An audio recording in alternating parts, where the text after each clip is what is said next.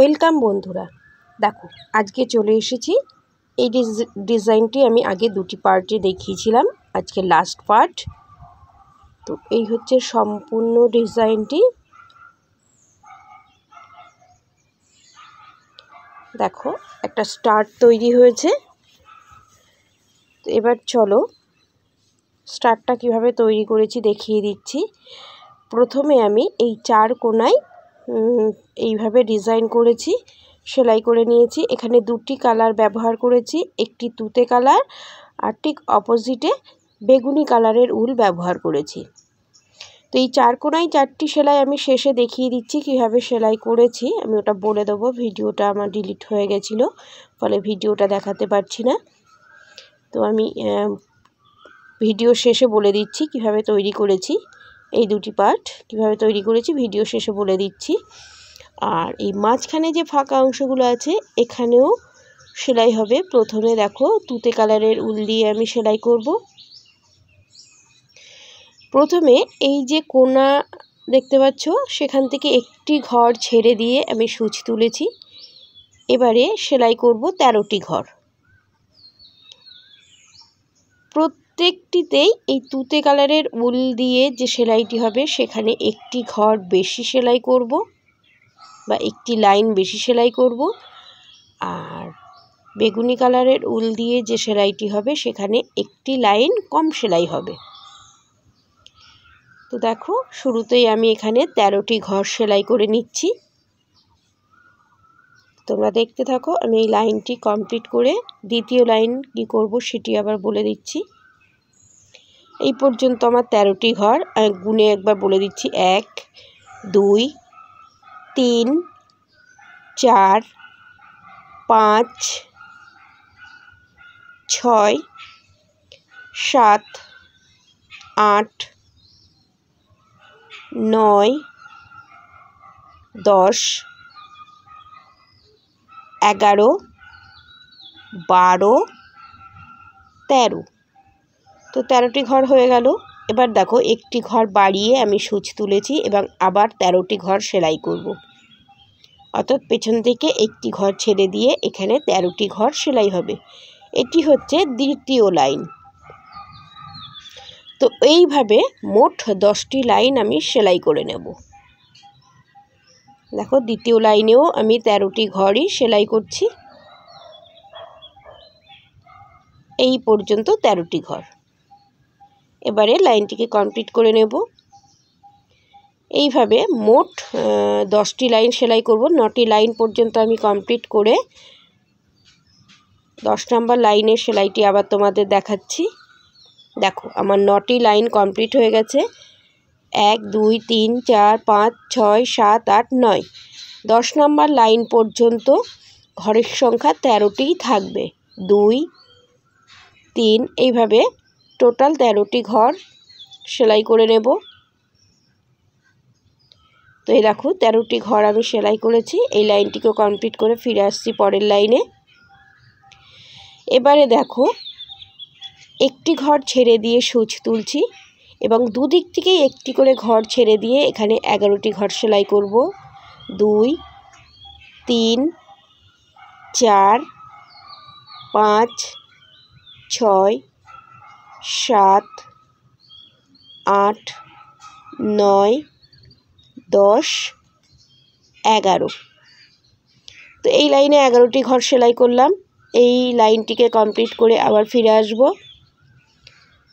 এবারে দেখো আবারও একটি ঘর ছেড়ে দিয়ে সূচ তুললাম। এবারে 9টি ঘর সেলাই করব। 2 3 4 5 6 7 8 9। 9টি ঘর সেলাই করলাম এবং কমপ্লিটও করে নিয়েছি। পরবর্তী লাইন শুরু করব। তো তার জন্য আবারও একটি ঘর ছেড়ে দিয়ে এবার 7টি ঘর সেলাই করব। 1 2 3 4 5 6 7। এই 7টি ঘর কমপ্লিট করে নেব।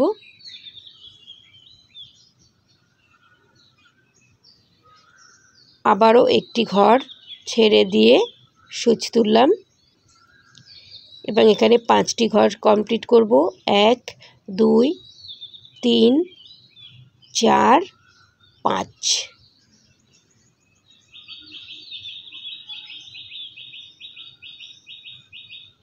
আবারও একটি ঘর ছেড়ে সূচ তুলতে হবে এবং 3টি ঘর সেলাই করব। 2 3 হয়ে গেল 3টি ঘর সেলাই। লাস্ট একটি ঘর সেলাই করলেই ওপরের লাইনের সঙ্গে দেখো সুন্দরভাবে মিলে গেল। এবারে এদিকে সেলাই করব, এদিকে বেগুনি কালারের উল দিয়ে সেলাই করব। যেহেতু এই কোণার একটি লাইন এক্সট্রা তুতে কালারের উল দিয়ে করছি, তো এখানে ঘরের সংখ্যা 13টিই থাকবে, কিন্তু লাইনের সংখ্যা একটি কমে যাবে, অর্থাৎ এখানে 9টি লাইন সেলাই হবে। 1 2 3 4 5 6 7 8 9, 9টি লাইন সেলাই করলেই দেখো এদিকের এই তুতের যে সেলাইটি হয়েছে তার সঙ্গে মিলে গেল। এবারে একটি ঘর কমিয়ে 11টি ঘর, 7টি 11টি 9টি 7টি 5টি 4 3টি একটি করলেই মিলে যাবে। তো দেখো আমি কমপ্লিট করে ফেলেছি একটি সাইড। এইভাবে বাকি 3টি সাইডও কমপ্লিট করে নিতে হবে। তো কমপ্লিট করে আবার ফিরে আসছি।